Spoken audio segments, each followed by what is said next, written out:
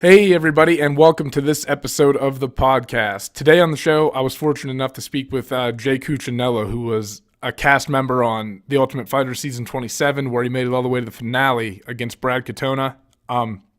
He is just an all-around interesting motherfucker, man. I mean, he spent time serving for the military, was in Afghanistan, had a pretty difficult life, came back from some struggles and stuff, and really great guy to talk to. He was extremely interesting, and I hope you guys enjoy. So give a big round of applause for my guest today, Jay, the Mellow Fellow Cucciniello.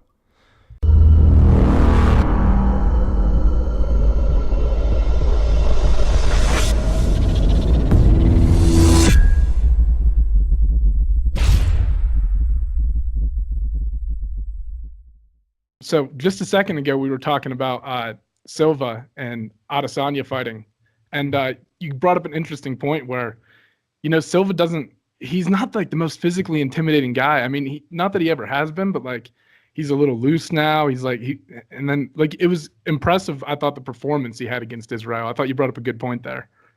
No, yeah, for sure. Like you say, I mean, it's the thing is with like a lot of these fighters, especially if we've been watching it for a long time, like a lot of us have, that I've been watching it from the days when Silva was in his prime and he was just putting guys away, and he wasn't the most muscular physical, he doesn't look that type of fighter, but he was always had that Bruce Lee kind of look to him, in cut and stuff. But when they both squared off, like I say, I mean, it just looked like it was a mismatch. It really did, and I was really worried for him. But like you say, it's you can never count Silver out. He looked incredible for his age and how long time he's had off. Yeah, and when you consider, I mean, Stylebender's probably, I mean, if he's not in his prime now, he's gonna be hitting it soon. So I mean, for Silva to do that against a guy with the kickboxing experience and the Muay Thai experience and everything that he has, I mean, I thought he won the second round, personally. I mean, I thought it was a good fight. Like, I guess you could argue that you could give all three rounds to Israel, but I felt personally like Silva had a really good second round. Yeah, I mean, like you say, I think it was a lot. I mean, I was quite worried at the beginning of the first round because Anderson was very was standing off quite a lot. He wasn't engaging. I'm guessing he was feeling him out, obviously, but Adesanya was just getting his rhythm and he was looking really dangerous and slick, and it was looking like it was going to be a terrible fight. But I really need to watch it back again because after they both started engaging at the end of the first round, I just really enjoyed myself. I really enjoyed the fight. So I kind of lost track who actually really won. I kind of had in my mind that Adesanya won, but I really need to watch it again, I think. Yeah, I think so too. Because I mean, like you said, Silva definitely had his moments in the fight where he looked, extremely impressive. I think he kind of caught Adesanya off guard with some things, and I mean, yeah, I mean, for Silva being as old as he is, and I mean, he hasn't fought in 2 years, and Yeah. it's impressive, man. He's definitely a legend. So, Yeah. and I mean, if he looks like that, it's not like he's getting his ass beat. He's not taking a ton of damage or like. So if he's defending himself, well, I'm fine with guys fighting like that if they're looking the way he does. Yeah, exactly that. Sometimes, sometimes people think it's about just getting stuck in and getting beaten up, but these styles make fights, and going into the fight again, I thought they were both going to just cancel each other out because of how similar they are, but right. No, you are wrong. It was very entertaining. I think I see on social media people are saying it's like a Mortal Kombat fight or something like that. Exactly. It was a little bit like that. It was, and they're both kind of like unique individuals too, and it reflects in their fighting style. It's kind of weird how like personalities will bleed over into fighting, and I think you're a good example of that, especially if you look at the Ultimate Fighter fight that you had against Tyler Diamond, right? Like where you got to see when people go into like deep waters like that and they get into a fight, and you were hurt in the first round.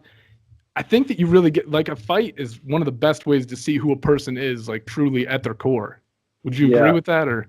Yeah, no, sure. I mean, it definitely, the fighting, it's a full game, isn't it? But depending what reasons you're in for it and why you want to do it is a different thing. So for me, fighting's always been in me, and my mentality of fighting is always to be tested. You know, I always want to be tested. I always want to fight them guys out there that are gonna, push me as far as I can go, and maybe one day, someone's gonna push me too far, and I can't come back with nothing. But mentally, I don't believe that. You know, I believe I can be knocked out and I can be submitted. You know, that comes with the game, but to physically, make me quit and make me give up, it's something that I don't think that it can happen. So with that title fight, yeah, that definitely learned something about myself, and it's true. Like you see these fighters that all through things, it really shows the character who they are.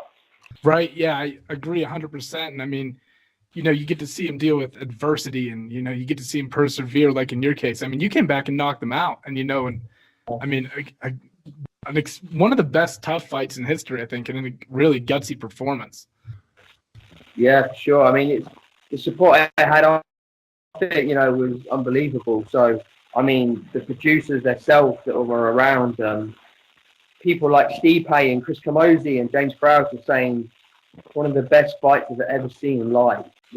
Oh yeah, I could imagine just being there for it, and being like in that type of environment, like in the Tough House. It's kind of unique because there's not this massive crowd, so the impact of your shots are kind of heard, and you can hear your corner communicating with you, and like you almost get a more real sense for what a fight is really like watching bouts like that. Yeah, no, it's real as it gets, and it's something that I was told off certain people when my friend, my coach, my teammate Luke Barnett, he was on season I think 15 with Charles Sonnen and John Jones. And he said to me going into it, it's fighting in there is so different to anywhere else because it's so quiet. You can hear everything. You can hear the lads sitting next to you like coughing or moving in their stalls, and it's a very strange feeling being in there. You just hear everything, people whispering, and so. But again, it's good. It's challenging. Challenging them to adapt to them kind of scenarios and surroundings.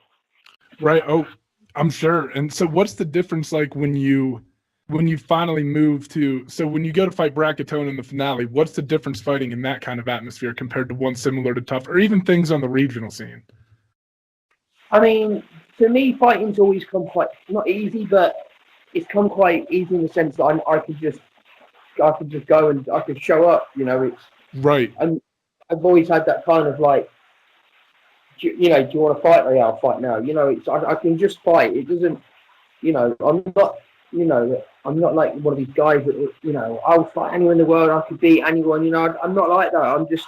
I know that I can fight. So, and it makes me happy. I enjoy it. So if I'm there worrying or fretting about who's around me and who's this and that, for me, I shouldn't be doing it. For me, I do it because it makes me happy.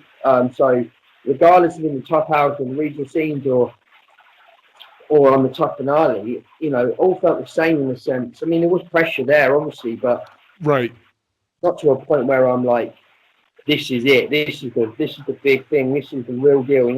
Every fight I've had has always been the same in the sense of I'm there to have fun and enjoy myself. Exactly. Yeah, I completely understand. And like, it is. Do you feel like fighting's not like, I don't know if it's so much I want to call it an escape, but like a lot of fighters, like, you hear about a lot of guys who, as they get older and have to retire, like they struggle finding an identity outside of fighting. Do you find like peace when you're fighting in an odd sense? It sounds counterintuitive, right? Like you're throwing your fist at another guy who's trying to tear your fucking head off. But I mean, a lot of guys seem like they're at ease and like that's where they belong, is in the octagon or in the ring. So yeah, I mean, it's something that I was talking to my teammate again, Luke, the other day about. There's a couple other guys there, amateur guys, and some fighters go through life and they have a great life. Some fighters struggles, and everyone has their ups and their downs in their life, stresses, money worries, relationship, family. But when it comes to fighting, and you get in that cage, and every fight will relate to it. It's it's clarity. right. You have 15 minutes of pure clarity and just clear mind of everything that, you know, that's gone on in your life, or that's going in on your life, or that everything that's happening at that moment in time, it just goes out of that cage door for them 15 minutes, and you get to think about yourself and who's in front of you and what you have to do. And it's the most purest thing that you can ever have. And some people just have the adrenaline of just loving to fight, and they don't think like that. But majority of fighters, it's about that clarity and pure-minded, and just being able to think about themselves and be selfish for 15 minutes and not worry about their families or their monies or their work or anything, you know. So it's a great feeling. I mean, it's something that is an addiction to some people, especially me. You know, I've been through I've had a lot of ups and downs in my life, and getting in there just gives me that clarity, you know, that pure clear mind of enjoying myself, you know. Right. Yeah. I completely understand. I mean, on a lesser, so I've been doing jiu-jitsu for about 3 years, and it's obviously not, the consequences aren't as dire, right? Like, I'm in a pretty controlled setting. I'm in the gym, and but you kind of talk about those like money problems that people have, and when you go into the gym, even, I think one of the great things about martial arts is all those like social barriers that might exist between you and people, or like all those stresses in your life. For the time that you're in the gym, or the time that you're rolling with someone or drilling or training or whatever it might be, those do seem to evaporate. You know what I mean? And I think it's partly because you're forced to deal with this reality all the time. Like, you can't fake being good at jiu-jitsu or being good at fighting. You know what I mean? So it puts you in a place where you get to be very realistic with yourself, and it kind of gives you additional perspective on things, I think, and kind of changes how you look at stuff. Yeah. Yeah, for sure. Like you say, anything that's combat orientated, you know, martial arts, anything that's hand-on-hand combat, and, you know, there's a competitive side to it, and there's a team around you. Even though you're teammates, you're all competing, and you're all trying to improve, aren't you? So anything that puts that competitive edge on your mind, and, you know, can be, you know, relaxing, you know, meditating for some people in some ways, you know. Right. Yeah.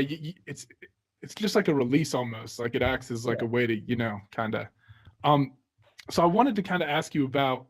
So after The Ultimate Fighter concludes and everything, you transitioned into bare knuckle fighting, correct? Bare knuckle boxing, or shortly thereafter, somewhere. Yeah, I went to Wyoming to do the bare knuckle. Yeah, when did I go? November? Was it November? I think maybe October, November. And what kind of drove you to that decision? Like, why bare knuckle boxing? Like, what attracted you to that?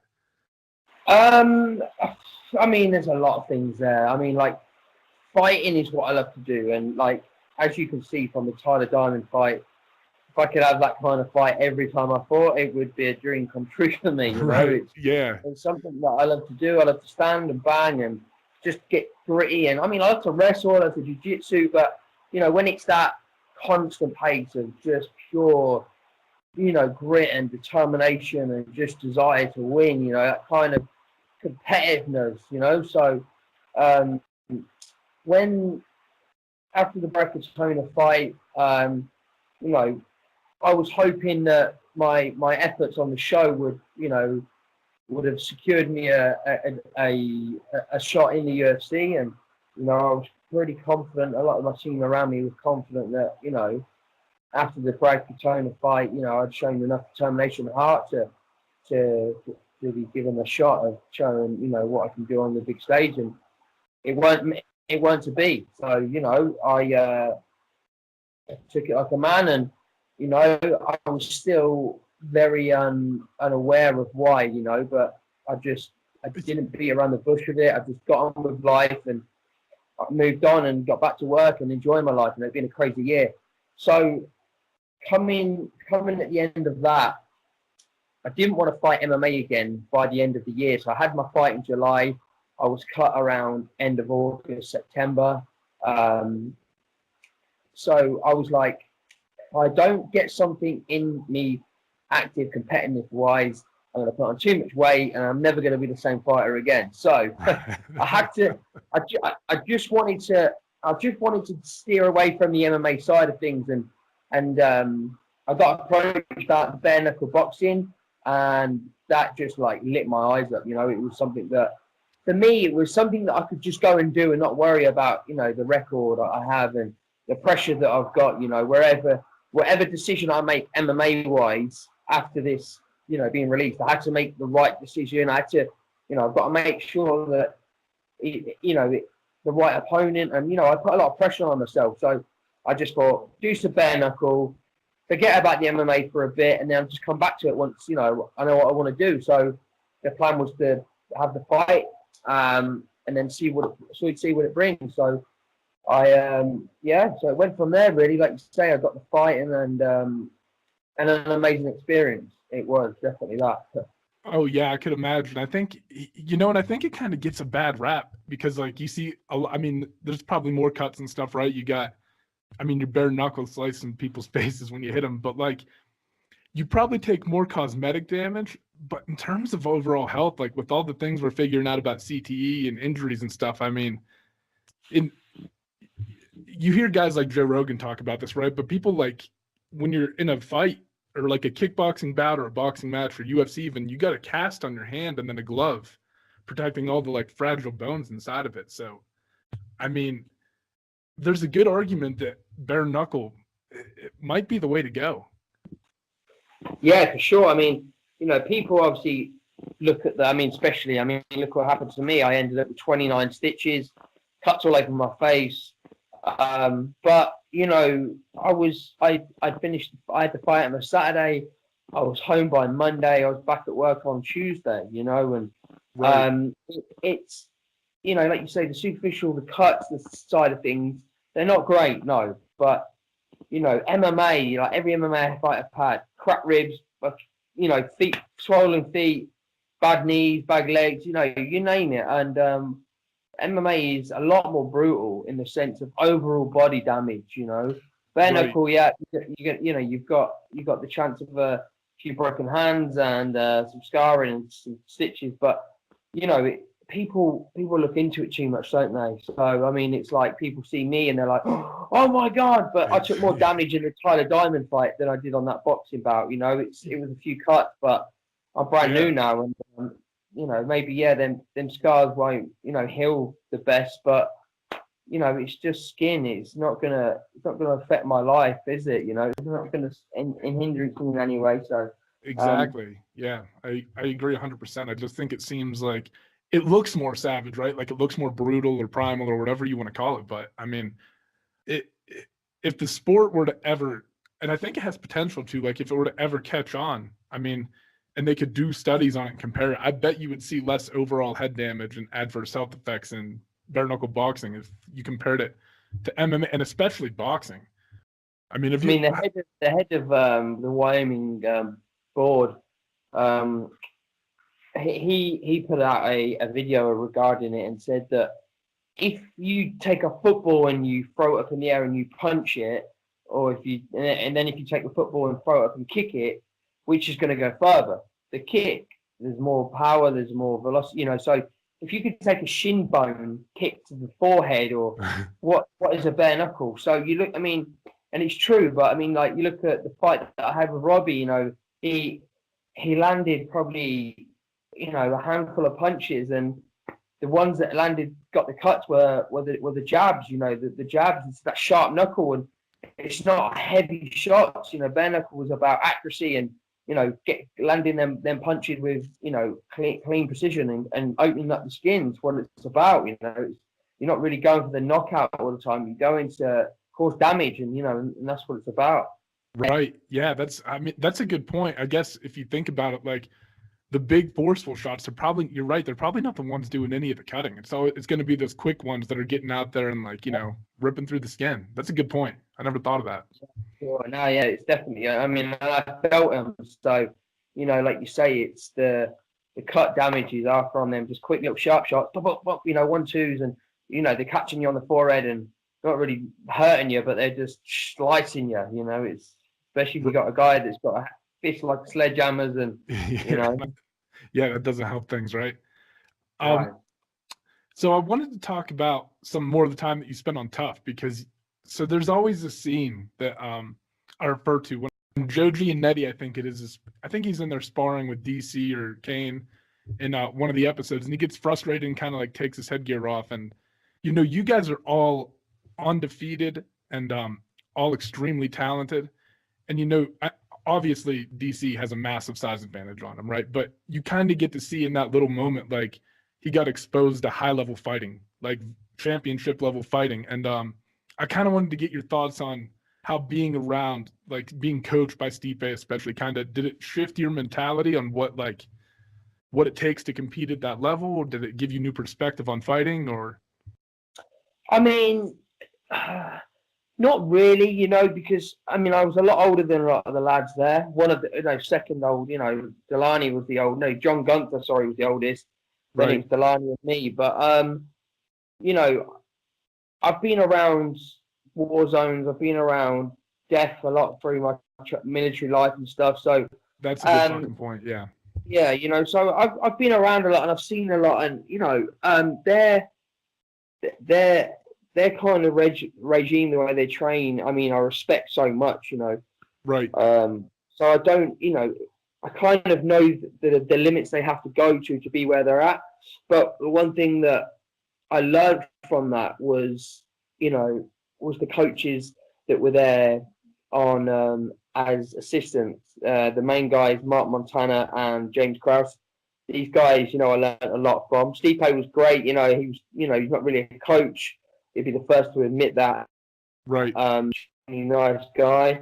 But the real coaches there were Mark Montana, James Krause. And these guys, taught me a lot about the sense of self-belief and just being true to who I was.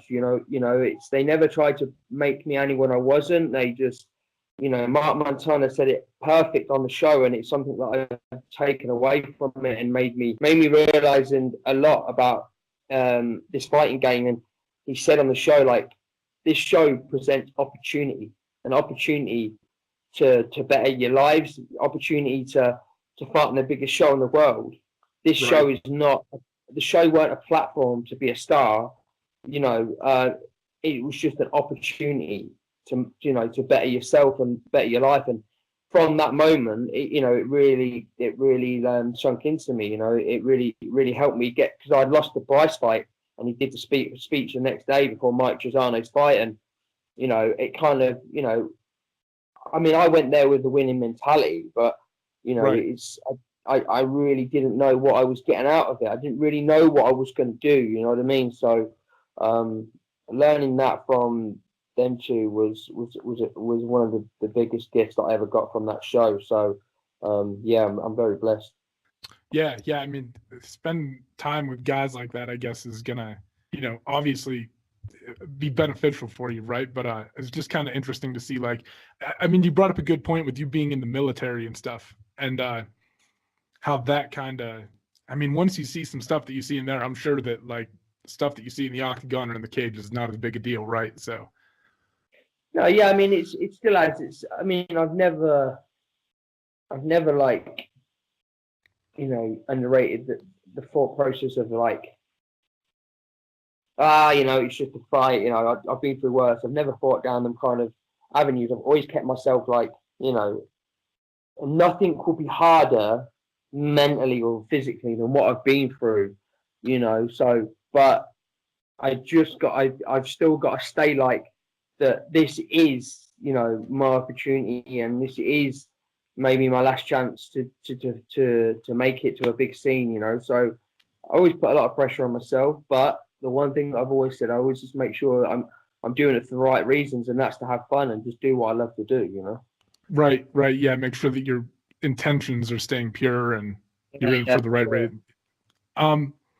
So how was your initial interest in MMA, or I guess any type of martial arts? How was it sparked? Was it young? Was it something that you experienced in like adulthood? I know a lot of guys box when they do military time. Did it start there, or how did it come about? I did a bit of boxing in the military, but my fighting has come from when I was like 5 years old, maybe 4 or 5 years old. And it come from, it's not real fighting, but the WWF. I was a massive fan of that. Oh yes, And when you're a kid, that stuff is like, yeah, that stuff yeah, was like opened my eyes. And then my dad was big into martial arts films, and my older brother, so we used to watch the Van Damme, the Bruce Lees and stuff. And right, that typical childhood when you're growing up with an older brother and a younger brother, you know, you're always practicing on each other. And I just always loved fighting. And, you know, eventually I had a few losses in my life. My brother left, and my dad died, and my mum had died. And I was, you know, kind of very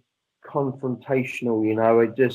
right, I got a lot of people that would try to take advantage of me in the sense of my size and my weakness, in the sense that I've lost parents and I was a very disturbed child, in the sense of I was very vulnerable, you know. So people would try and take advantage of it, and it just turned me into.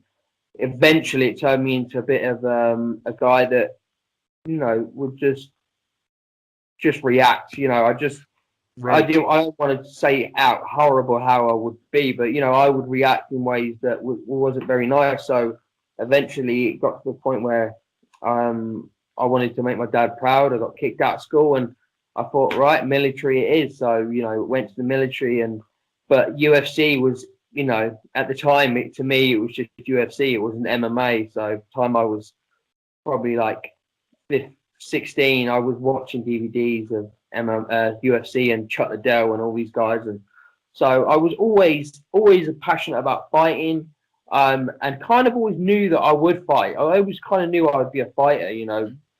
Kind of like a back of your head type of thing, or? Yeah, I mean, it was like just trying to. I just knew how happy it made me, and my happiest times of childhood was play wrestling, or, you know, pretend to be Bruce Lee and stuff. So, Right. you know, for me, it's like a spark for me that through my whole life I was a very a lonely soul, as some people used to call me. And the times when I was happy is when I was thinking about fighting or watching a fighting film. So yeah, it's just something that's always been in me. Right. Yeah, I gotcha. And, you know, I mean, so at what point did you decide to move to Spain? Because I feel like I've heard you talk on it before, and you felt like that was kind of like a change that needed to be made then. And what kind of got you to that point? I mean, I left the military. I was 22 years old. Tried to fit into civilian life, and I lived with my stepmom, and I just, you know, I didn't struggle. I mean, I did struggle, but I'm very, very, very mentally strong, in the sense of, like, I don't play on weakness, and I didn't like beg for help, and, you know, I stayed headstrong, and I got myself through certain things. It wasn't easy. Could I have made it easier for myself? Yeah, but, you know, if I had gone down that route, I probably would be where I am now. So it just got to the point where I was in and out of jobs. I took up MMA as soon as I got out of the army, and I just fell in love with it. And I was, you know, I had my first fight within 6 months, and everything was going great. I joined a pro team, Tsunami Gym, where John Maguire was in, Luke Barnett. They were going to the UFC, and, you know, these guys were doing big things.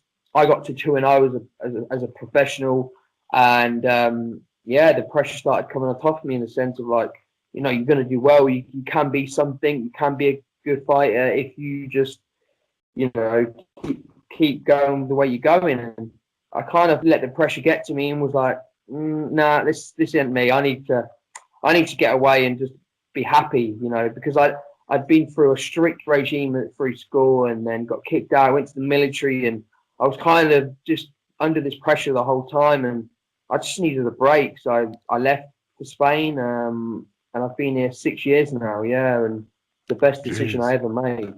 Yeah, I mean, just to kind of escape that. I mean, and just to change the scenery too, right? Like something new, something kind of refreshing. And I mean, I'm sure Spain's beautiful. And you now, do you still work there, like, full time? Do you have a full-time job?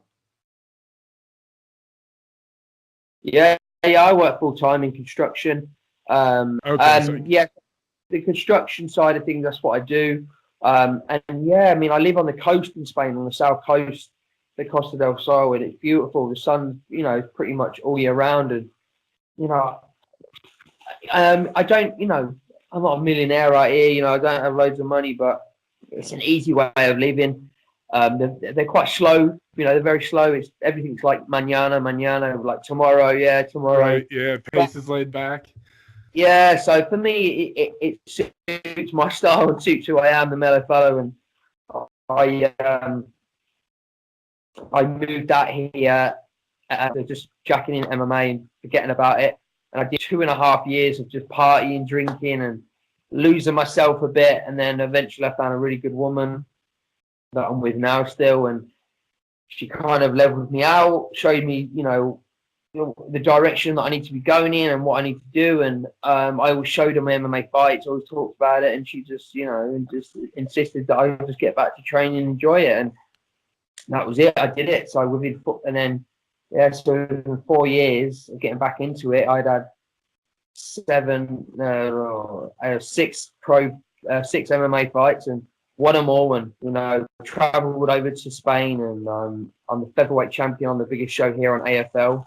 And then I went out, got a call to go out to South Africa and fight EFC, and I got 8-0 and finished all my opponents, and I see the Ultimate Fighter, and then that's what led me to that. I was undefeated, and I was the number 1 undefeated featherweight at the time in Europe. So I kind of knew I stood a good chance of getting on the show. So yeah.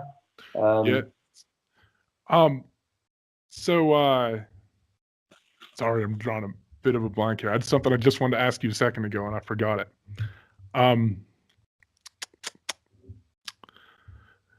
Let's see. I'm sorry. I rabbit on a bit, didn't I? So I just obviously I knock you off your track, man. It's no worries, brother. No. So, before I had you on, I remember what it is now. I'm sorry. How old are you right now? I'm 32 now. Yeah, 32. Yeah. So I know a lot of research and stuff, there's a lot of argument about it, right? And like, that's the age that they kind of consider you like in your athletic prime, like when everything comes together, and when you agreed to come on here, I was talking to my girlfriend about like your transition to bare knuckle boxing and stuff. And not that, I think you should do whatever the fuck you want to do. But I was like, I kind of want to ask him about like if that's a permanent plan going forward, or if you plan to fight MMA long term, because like I said, you're like in your prime arguably. So, and 9-1, 8-1 or something like that. So, I don't know. I just wanted to kind of like pick your brain about whether you plan to move forward with MMA or bare knuckle boxing is kind of the long-term plan. Yeah, MMA will always be my bread and butter. Yeah, for sure.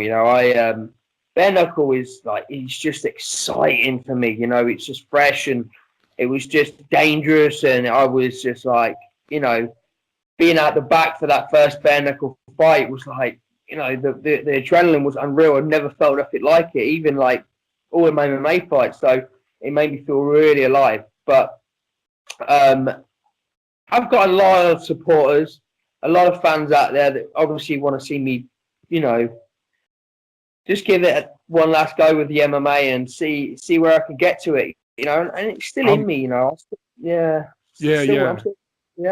So I get it, I do get it. I know a lot of people are like, what are you going to do? You're going to stick to the bare knuckle? And because, let's be honest, bare knuckle is for a lot of people that are retired from MMA, and, it's just something they can do to thing. But I just did it because it was just exciting, and I didn't want to not fight for a long time because I just didn't want to fight for MMA until this year. So if I'd gone from July till like round about now, no MMA, I just would have, I wouldn't have had, I just would have been out of shape, and I wouldn't have done nothing, So it was the main reason why I did it. Right. Yeah. Like I said, I was just kind of like, I didn't know if there was a fine line there, because like obviously you mentioned like people want to see you fight MMA, and I was one of them, but I didn't want to feel like I was pushing you in, or like asking some confrontational question or something if I brought it up. So no, it's like MMA is my life, and my next fight will 95% be MMA. So for sure. I'm at that point in my life now where, there was a lot of stuff that happened in the background with the Ultimate Fighter and UFC, and, we didn't get paid they do a bonus every year for the fights and stuff, you know, so like fight of the season and all that kind of stuff, and they just didn't do them this year, so you know we lost out on a lot of money there, and then they didn't sign me, and you know I was on a bit of a downer, and it kind of like really just, you know, I mean, even, you know, to the point where I sat in a hotel lobby with Dana talking to him, and like just me and him on our own, and he was like, no, you're exactly what the UFC is looking for. I love your attitude, and you know, just keep doing what you're doing, and you know, you'll have a home here in the UFC. So, so it was kind of a bit of a blow when I got turned down, but again, like you said, I just moved on with it and got on with it, and you know, I'm not, you know, life's too short to be sulking and stuff, so I just didn't really think about it too much. But as the time went on, it was like just kept thinking falling out of love with MMA, and I was like, oh, I don't want to do it, I don't want to do it, and then this bare knuckle come along, and I was like, yes, let's do it, you know, and right, yeah, just kind of presented itself for you. And yeah, but I've been talking to a lot of people, a lot of friends, you know, a lot of supporters, and you know, and I put a lot of pressure on myself in the sense that I was like, yeah, time I'm 33, 34, I'm going to be Thai fighting. I don't want to do it.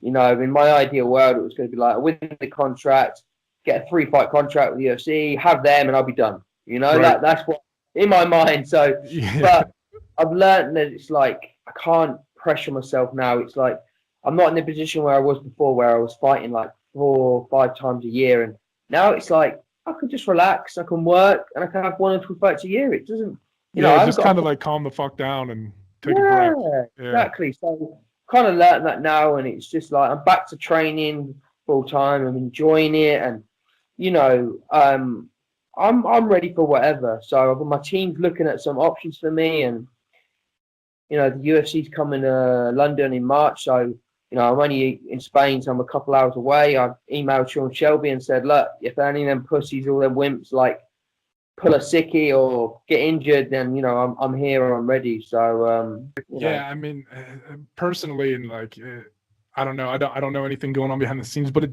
does seem bizarre that you didn't get to, you know, at least compete in the UFC again. I mean, like you said, it is what it is now. You got to do whatever you got to do, but I think that opportunity will open up for you again. Like I said, you're arguably in your prime.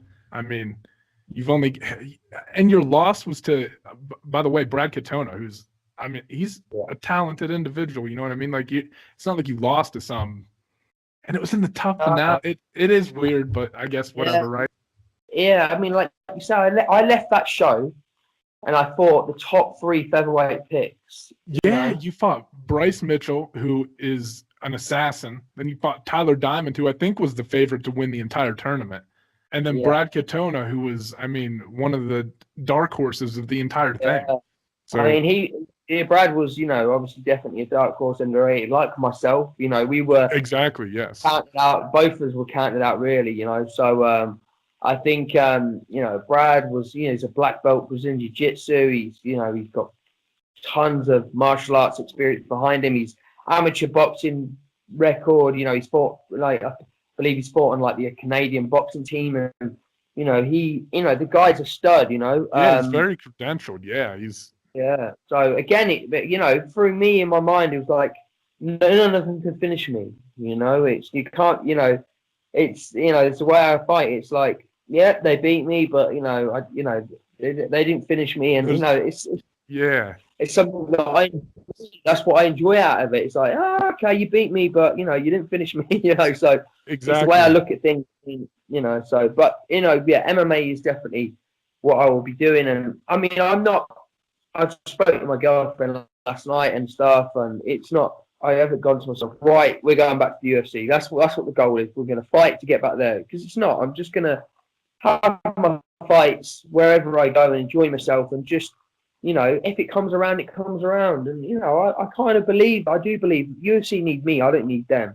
Right. And on the sense of that, I mean, like, you know, I'm an unbelievable fighter. I just mean entertainment-wise. You know, you put me on a card, you know you're going to get a good fight. So that's what I'm about. You know? Exactly. Some people are about belts and being the champion, and that's what they want to be, and they believe they're going to be that person. I'm just about getting in there and having a scrap and enjoying myself and just having fun. Walking out of that cage door, just knowing that I've left it all in there and had a good time, you know? Right. And that's the way it is for me. It really is. Yeah, like that. You're more in like enveloped in the actual experience of fighting than you are all of the like goals and fame that come along with it, or whatever it may be, right? Like all the material things that kind of come along with. Yeah, for sure. Yeah, for sure. I mean, I got a lot of support after that show, and a lot of it, Instagram messages and stuff, Facebook messages, and it's very heartwarming to know the amount of people that I've helped out there, and some of the people that literally have touched people's lives. It's crazy. So that's oh yeah. Well, your story, the whole thing. I mean, and like I said, you get to see it exemplified and kind of take on a living form through your fights. But your entire life story is, I mean, incredibly moving, inspirational, and I think it's a good way for people to kind of, look at you as an example of how to like, you can go through these dark times and pull yourself up out of them, and find happiness and love. Yeah, a whole bunch of different things, right? Like a lot of positives can come out of these situations that seem kind of helpless. for sure, man. And it's something that I've prided myself on, and about just moving on and just moving forward. And it's we all have our dark days, don't we? We all have them, and some people suffer worse than others. So we can't belittle people because they suffer more than others, and we can't call them weak. But it's everyone has a choice. It doesn't matter who you are in this world. Everyone has a choice whether to stay there and let or just keep moving forward and just getting on with things, because life's too short to be letting things holding you back. Right, and getting hung up on stuff that doesn't really matter, and like, yeah, I agree completely, man. But we just did about almost 45 minutes, so I can let you have the floor. Tell people where they can find you on Instagram, Twitter, whatever you use, and then any sponsors you want to thank or anything like that, and we can wrap this up. Thank you, Eva. No, yeah, I just want to say thanks to yourself. I really appreciate you having me on. Man, thank you. It's been a pleasure. It's about having people support you, and helping people reach their goals. And there's plenty of people out there worse off than me, or the same as me, and you can achieve anything just with a little bit of hard work. So, and along with that comes with people that have supported you, and especially myself. I'm lucky, I've had my good friend Joel, Fox Security, and Red Coat Apparel Clothing. Alex there, really good guy, helping me out with his wife. Bravo Company Coffee, them guys hooking me up, and my strength conditioning gym, Mike's Gym in Marbella, and obviously my team, Lilias Barnett, and my beautiful lady always being there beside me and helping me get through these things. I've been so blessed with having so many people come in my life and help me get to this stage. So through coaches, through just general fans and friends, and it's been amazing. It's been an amazing journey, and I'm looking forward to the future now. I really am. So thank you all. I'm looking forward to it too. I think you got bright things coming your way, man. Like I said, you're still in your prime. Lost one fight on your. That's nothing, right? If you don't take a loss at some point in your MMA career, it's an anomaly. But I'm looking forward to seeing you back, man. I'm excited to hear that you're going to be fighting MMA, and thanks a ton for coming on. I really appreciate it. This was a lot of fun for me, and thank you. No, you're welcome, brother. Anytime, and I'm sure we'll catch up again soon once we get a fight announced, and we'll get talking about that for sure. Awesome, perfect. I'll keep in touch, man. Thank you. Thank you, brother. Take care of yourself. Thank you. You as well. Have a good one. Thank you, brother. Bye. Hey, everybody, and thank you for tuning into the podcast. It was a lot of fucking fun. I was a big fan of Jay when he was on The Ultimate Fighter, so to get to sit down and, kind of pick his brain about some things was, a fucking incredible experience for me. He's an incredibly inspirational person, very moving, been through a lot of hard times in his life, and is a shining example of what can happen if you apply yourself and kind of change. He exemplifies the fact that you have the ability to change your life's direction based off of the decisions that you make, and that you don't have to be stuck in this rut, in this hole. Like, you can dig yourself out of it and do whatever the fuck you want to do. That was one of the big takeaways that I got from talking with him today. Among other things, right? Like, you get to see, like, some of his So just last week we talked to Montel Jackson, right? And the difference in mentality between fighters is always super interesting to me because not all of them fight for the same reason. Not all of them come from the same background. I mean, you get all these different flavors and personalities, and they get to kind of showcase who they are as a person when they step into the ring. It's always been one of my favorite parts about fighting, and certainly was one of my favorite parts about talking to Jay and getting to see how he thinks about things and how he approaches things and what his mentality is like when certain situations pop up. Overall, great guest, and yeah, I hope you guys enjoyed listening. Check him out on Twitter. I believe his Instagram is the Mellow Fellow MMA, and yeah, give him a follow. He's a great fucking guy. Like I said, I had a lot of fun, so I hope you guys enjoyed.